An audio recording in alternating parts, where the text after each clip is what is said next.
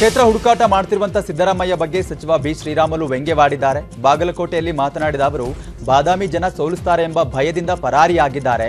ನಮ್ಮ ಬಾದಾಮಿಯ ಬನಶಂಕರಿ ತಾಯಿ ರಾಜಕಾರಣದಲ್ಲಿ ನೀವು ಇರಬೇಕು ಅಂತ ಕೈ ಹಿಡಿದಿದ್ರು. ಹೀಗಾಗಿ ಬಾದಾಮಿ ಸಿದ್ದರಾಮಯ್ಯನವರಿಗೆ ಪುನರ್ಜನ್ಮ ಕೊಟ್ಟಿತ್ತು ಅಂತ ಕ್ಷೇತ್ರ ಬಿಟ್ಟು ಈಗ ಹೋಗಿದ್ದಾರೆ ಅಂತ ಶ್ರೀರಾಮುಲು ವ್ಯಂಗ್ಯವಾಡಿದ್ದಾರೆ.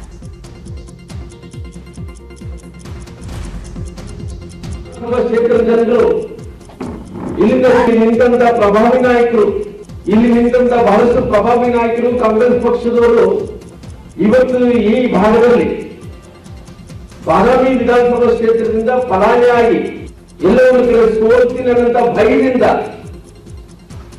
ಈ ಬಾದಾಮಿ ವಿಧಾನಸಭಾ ಕ್ಷೇತ್ರದ ಜನರು ಇಲ್ಲಿಂದ ಸೋಲಿಸಬಹುದು ಅಂತ ಊಹಿಸಿಕೊಂಡು ನಮ್ಮ ಬಾದಾಮಿ ವಿಧಾನಸಭಾ ಕ್ಷೇತ್ರದಿಂದ ಅವರಿಂದ ಒಂದು ಸೋಲಿನ ಇವರು ಬರೀ 1 ಎಕರೆ ಜಮೀನಿನಲ್ಲಿ ಕೃಷಿ ಮಾಡಿ ಪ್ರತಿ ತಿಂಗಳ 1 ಲಕ್ಷ ಸಂಪಾದನೆ ಮಾಡ್ತಾರೆ. ಇವರಿಂದ ಕಲಿಬೇಕಾ? ಫ್ರೀಡಮ್ ಆಪ್ ಅನ್ನ ಈಗಲೇ ಡೌನ್ಲೋಡ್ ಮಾಡಿ.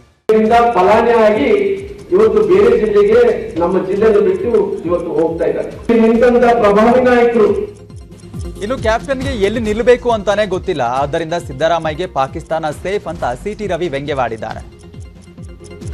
ಬಂಡವಾಳ ಕ್ಯಾಪ್ಟನ್ ಎಲ್ಲಿ ನಿಲ್ಲಬೇಕು ಅಂತಲೇ ಗೊತ್ತಿಲ್ಲ. ಯಾಕೆ ಅಂದ್ರೆ ಇಲ್ಲಿ ಎಲ್ರಿಗೂ ಅವ್ರ ಬಂಡವಾಳ ಗೊತ್ತಾಗದೆ ಇರೋದು ಪಾಕಿಸ್ತಾನಕ್ಕೆ ಮಾತ್ರ. ಬಹುಶಃ ಸೇಫ್ ಜಾಗ ಅಂದ್ರೆ ಅಂತವರಿಗೆ ಓಲೈಕೆ ರಾಜಕಾರಣ ಮಾಡ್ತಾರಲ್ಲ, ಕೇಸರಿ ಪೇಟ ದುಡೋದು ಇನ್ನೊಂದು ತಲೆ ಮೇಲೆ ಇಟ್ಕೊಳ್ಳೋದು ಮಾಡ್ತಾರಲ್ಲ, ಆ ತರದ ಓಲೈಕೆ ರಾಜಕಾರಣ ಮಾಡೋರಿಗೆ ಕರ್ನಾಟಕ ಸೇಫ್ ಅಲ್ಲ, ಭಾರತವು ಸೇಫ್ ಅಲ್ಲ. ಸೇಫ್ ಜಾಗ ಯಾವ್ದಾದ್ರು ಇದ್ರೆ ಯಾವ್ದದು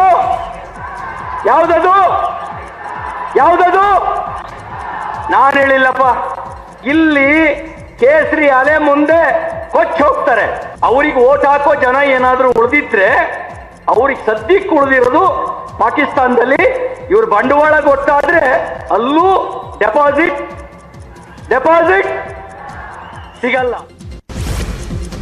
ಕಾಗೋಡು ತಿಮ್ಮಪ್ಪ ಇಳಿ ವಯಸ್ಸಿನಲ್ಲೂ ಕೂಡ ಚುನಾವಣೆಗೆ ಸ್ಪರ್ಧಿಸಲು ಸಿದ್ಧತೆ ಮಾಡ್ತಿದ್ದಾರೆ. ಕಾಂಗ್ರೆಸ್ ಅಭ್ಯರ್ಥಿಯಾಗಲು ಕಾಗೋಡು ತಿಮ್ಮಪ್ಪ ಹಾಗೂ ಅವರ ಮಗಳು ರಾಜನಂದಿನಿ ಅರ್ಜಿ ಸಲ್ಲಿಸಿದ್ದಾರೆ. ಈ ಹಿಂದಿನ ವಿಧಾನಸಭೆ ಚುನಾವಣೆಯೇ ಕಾಗೋಡು ತಿಮ್ಮಪ್ಪ ಕೊನೆ ಚುನಾವಣೆ ಎನ್ನಲಾಗಿತ್ತು.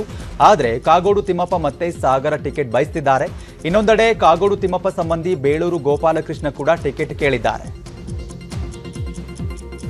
ತೀರ್ಥಹಳ್ಳಿ ಕ್ಷೇತ್ರದ ಟಿಕೆಟ್ಗಾಗಿ ಫೈಟ್ ಕೂಡ ಶುರುವಾಗಿದೆ. ಮಾಜಿ ಸಚಿವ ಕಿಮ್ಮರೆ ರತ್ನಾಕರ್ ಹಾಗೂ ಮಂಜುನಾಥ್ ಗೌಡ ಅರ್ಜಿ ಸಲ್ಲಿಸಿದ್ದಾರೆ.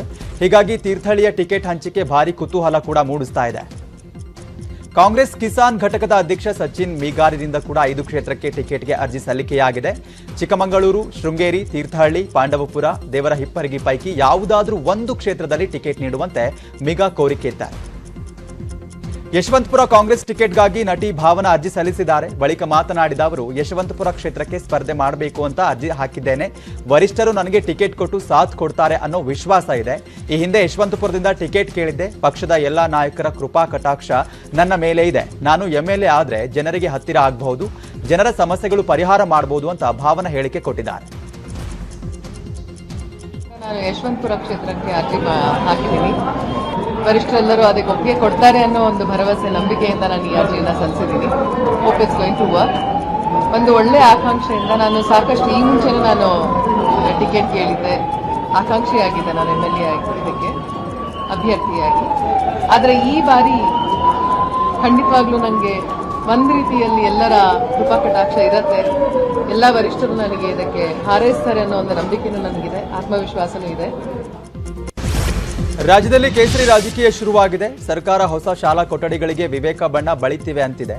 ಅದು ಕೇಸರಿ ಬಣ್ಣ ಅಂತ ವಿಪಕ್ಷಗಳು ಹೇಳ್ತಿವೆ. ಅದರ ಬಗ್ಗೆ ಮಾತನಾಡಿರುವ ಶಿಕ್ಷಣ ಮಂತ್ರಿ BC ನಾಗೇಶ್, ಕೇಸರಿ ಬಣ್ಣ ಬೆಳೆದರೆ ಮಾನಸಿಕ ವಿಕಾಸ ಆಗುತ್ತೆ ಅಂತ ಎಕ್ಸ್ಪರ್ಟ್ಗಳು ವರದಿ ಕೊಟ್ಟಿದ್ದಾರೆ. ನಾವು ಹಿಂದೇಟು ಹಾಕೋದಿಲ್ಲ, ಜೊತೆಗೆ ಎಲ್ಲಾ ಶಾಲೆಗಳಲ್ಲಿ ವಿವೇಕಾನಂದರ ಫೋಟೋ ಹಾಕೋದು ಫಿಕ್ಸ್ ಅಂತ ಹೇಳಿಕೆ ಕೊಟ್ಟಿದ್ದಾರೆ. ನಮ್ಮ ಯಾವುದೇ ಸರ್ಕ್ಯುಲರ್ ಅಲ್ಲಿ ನಾವು ಈ ಬಣ್ಣ ಹೊಡೀರಿ ಅಂತ ಹೇಳಿಲ್ಲ, ಬಿಲ್ಡಿಂಗ್ ಹಿಂಗಿರ್ಬೇಕು ಅಂತ ಹೇಳಿಲ್ಲ. For the first time most decentralised ವ್ಯವಸ್ಥೆಗಳನ್ನ ನಾವು ಮಾಡಿದ್ದೀವಿ.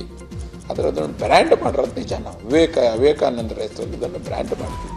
ಇವರು ವಿವೇಕಾನಂದರಾಗಲ್ಲ ಅನ್ನೋ ಕಾರಣಕ್ಕೋಸ್ಕರ ಕೊಠಡಿಗಳ ವಿರುದ್ಧ ಎಲ್ಲಿ ಜನ ಇಷ್ಟು ದೊಡ್ಡ ಬದಲಾವಣೆ ಶಿಕ್ಷಣ ಇಲಾಖೆ ಇದನ್ನು ನಾಳೆ ಮುಂದೆ ಎಲೆಕ್ಷನ್ಗೆ ಹೋದಾಗ ನಮ್ಗೆ ಮಾತಾಡೋದಕ್ಕೆ ಏನೂ ಇರಲ್ಲ ಅನ್ನೋದಕ್ಕೋಸ್ಕರ ಈ ಥರ ಕಲರ್ ವಿಷಯದಲ್ಲಿ ತಗೊಂಡು, ಅದು ಕೇಸರಿ ಬಣ್ಣವನ್ನು ತಗೊಂಡು ರಾಜಕೀಯ ಮಾಡಕ್ಕೆ ಹೊರಟಿರುವಂಥದ್ದು ದುರಾದೃಷ್ಟಕರ.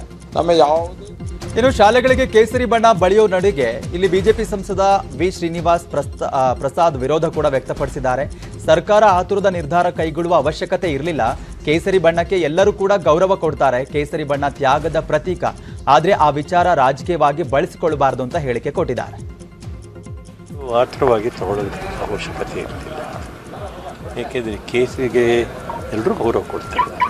ಯಾರು ಕೂಡ ನಮ್ಮ ಇದಕ್ಕೆ ಸ್ಯಾಫ್ರನ್. ಇಲ್ಲಿ ಇನ್ನೊಂದು ಕಡೆ ಬಿಜೆಪಿ ಕೇಸರಿ ಬಣ್ಣದ ವಿರುದ್ಧ ಕಾಂಗ್ರೆಸ್ ಸಿಡಿದೆದ್ದಿದೆ. ಸಿಎಂ ಅಂಕಲ್ ಶಾಲೆಗೆ ಯಾವ ಬಣ್ಣನಾದ್ರೂ ಹೊಡಿರಿ, ನಮ್ಮ ಉಡುಪಿಯಲ್ಲಿ ಶಾಲೆಗೆ ಬರೋದಕ್ಕೆ ರಸ್ತೆಯೇ ಸರಿ ಇಲ್ಲ, ನಾವು ಶಾಲೆಗೆ ಬಂದ್ರೆ ತಾನೇ ನಿಮ್ಮ ಬಣ್ಣ ನೋಡೋದಕ್ಕೆ ಸಾಧ್ಯ ಅಂತ ಮಕ್ಕಳು ರಸ್ತೆ ರಿಪೇರಿ ಮಾಡ್ತಿರುವ ಫೋಟೋ ಹಾಕಿ ಟ್ವೀಟ್ ಮಾಡಿದೆ. ರಾಜ್ಯ ಸರ್ಕಾರದ ವಿರುದ್ಧ ಬ್ರಾಹ್ಮಣ ಸಮಾಜದ ರಾಮನಗರ ಡಿಸಿ ಕಚೇರಿ ಎದುರು ಪ್ರತಿಭಟನೆ ಮಾಡಿದೆ. ಯಾವುದೇ ಸರ್ಕಾರಗಳು ಬ್ರಾಹ್ಮಣರಿಗೆ ಸೌಲಭ್ಯ ಕಲ್ಪಿಸಿಲ್ಲ, ನಮಗೆ ಯಾವುದೇ ಸರ್ಕಾರದ ಸವಲತ್ತು ಸಿಗ್ತಾ ಇಲ್ಲ ಅಂತ ಅಖಿಲ ಕರ್ನಾಟಕ ಮಾಧ್ವ ಮಹಾಸಭಾ ಹಾಗೂ ವಿಶ್ವ ವಿಪ್ರ ಪರಿಷತ್ ಆರೋಪ ಮಾಡಿದೆ. ನಾವು ರಾಜ್ಯದ 22 ವಿಧಾನಸಭಾ ಕ್ಷೇತ್ರಗಳಲ್ಲಿ ನಿರ್ಣಾಯಕರಾಗಿದ್ದೇವೆ, ಆದರೆ ನಮ್ಮ ಮಕ್ಕಳಿಗೆ ವಿದ್ಯಾಸಿರಿ ಸವಲತ್ತು ಸಿಗ್ತಾ ಇಲ್ಲ, ನಮಗೆ ಸರ್ಕಾರ ನ್ಯಾಯ ಒದಗಿಸಬೇಕು ಅಂತ ಆಗ್ರಹ ಮಾಡಿದೆ. ರಾಜ್ಯವನ್ನೇ ಬೆಚ್ಚಿ ಬೀಳಿಸುವ ಬರ್ಬರ ಹತ್ಯೆ ಕಲಬುರಗಿಯಲ್ಲಿ ನಡೆದಿದೆ. ಚಾಕುವಿನಿಂದ ಇರಿದು ಬಿಜೆಪಿ ಮುಖಂಡನನ್ನ ಭೀಕರವಾಗಿ ಹತ್ಯೆಗೈದಿರುವಂತಹ ಘಟನೆ ಕಲಬುರಗಿ ಜಿಲ್ಲೆಯ ಸೇಡಂನಲ್ಲಿ ನಡೆದಿರುವಂತದ್ದು. ಬಿಜೆಪಿ ಮುಖಂಡ ಮಲ್ಲಿಕಾರ್ಜುನ್ ಸೇಡಂನಲ್ಲಿ ಎಲೆಕ್ಟ್ರಾನಿಕ್ ಅಂಗಡಿ ಮತ್ತು ಟಿವಿ ಶಾಪ್ ಇಟ್ಕೊಂಡಿದ್ರು. ಎಲೆಕ್ಟ್ರಾನಿಕ್ ಅಂಗಡಿಯಲ್ಲೇ ಮಲ್ಲಿಕಾರ್ಜುನ್ರನ್ನ ದುಷ್ಕರ್ಮಿಗಳು ಬರ್ಬರವಾಗಿ ಹತ್ಯೆ ಮಾಡಿದ್ದಾರೆ. ಮರ್ಮಾಂಗಕ್ಕೆ ಚಾಕು ಹಿಡಿದು ಕುತ್ತಿಗೆಗೆ ಹಗ್ಗ ಬಿಗಿದು ಕೊಲೆ ಮಾಡಿದ್ದಾರೆ.